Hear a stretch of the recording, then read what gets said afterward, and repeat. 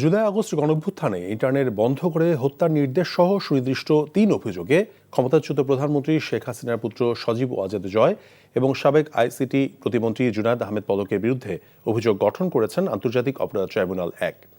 এদিকে র্যাবের টিএফআই সেলে গুম রেখে নির্যাতনের মামলায় শেখ হাসিনা এবং ১২ সেনা কর্মকর্তা সহ ১৭ জনের বিরুদ্ধে প্রথম সাক্ষী হিসেবে সাক্ষ্য দিয়েছেন গুমের শিকার ব্যারিস্টার আরমান। রিপোর্ট আরও জানাচ্ছেন হাসান জাভেদ। ২০২৪ সালে জুলাই আগস্ট অভ্যুত্থান যখন তুঙ্গে, তখন টানা বেশ কয়েকদিন ইন্টারনেট ব্ল্যাকআউট করে দেওয়া হয়। তৎকালীন প্রধানমন্ত্রীর উপদেষ্টা সজীব ওয়াজেদ জয়ের নির্দেশে আইসিটি প্রতিমন্ত্রী জুনায়েদ আহমেদ পলক ইন্টারনেট বন্ধ করে দেন বলে ট্রাইব্যুনালে অভিযোগ আনে প্রসিকিউশন। ইন্টারনেট বন্ধের মাধ্যমে হত্যার ক্ষেত্র প্রস্তুত এবং তা আড়াল করার চেষ্টা করা হয়। অবশ্য এসব অভিযোগ অস্বীকার করে আসামিপক্ষের আইনজীবীরা বলছেন, আন্দোলনকারীরা মহাখালীর ডেটা সেন্টার পুড়িয়ে দেওয়ায় ইন্টারনেটের গতি কমে গিয়েছিল। ইন্টারনেট বন্ধ করে দিয়ে গণহত্যা চালানো, গণহত্যাকে বিশ্ববাসীর দৃষ্টি থেকে আড়াল করার দায়ে আসামি জুনায়েদ আহমেদ পলক এবং সজীব ওয়াজেদ জয়ের বিরুদ্ধে আনুষ্ঠানিক অভিযোগ গঠিত হয়েছে এবং ১৮ই ফেব্রুয়ারি ২০২৬ তারিখে এই মামলার সাক্ষ্য গ্রহণের দিনের জন্য নির্ধারণ করা হয়েছে। কখনোই বন্ধ হয়নি, ইন্টারনেট কখনোই বন্ধ হয়নি।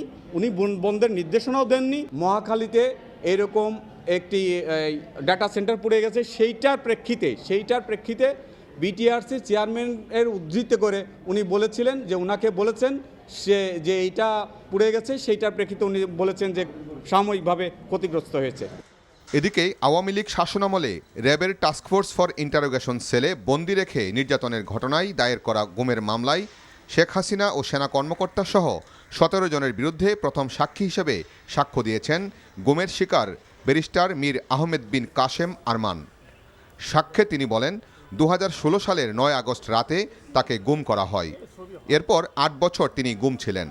জুলাই আগস্ট গণ অভ্যুত্থানের পর তিনি ছাড়া পান। রাষ্ট্রীয় বাহিনীগুলোকে মার্সেনারির মতো ব্যবহার করে বাংলাদেশে গুমকে একটা সংস্কৃতিতে পরিণত করা হয়েছিল, ভিন্ন মত দমনের জন্য, প্রতিপক্ষকে শায়েস্তা করার জন্য।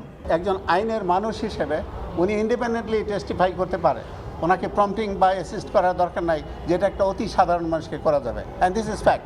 He has to exercise his more prudence in giving his statement.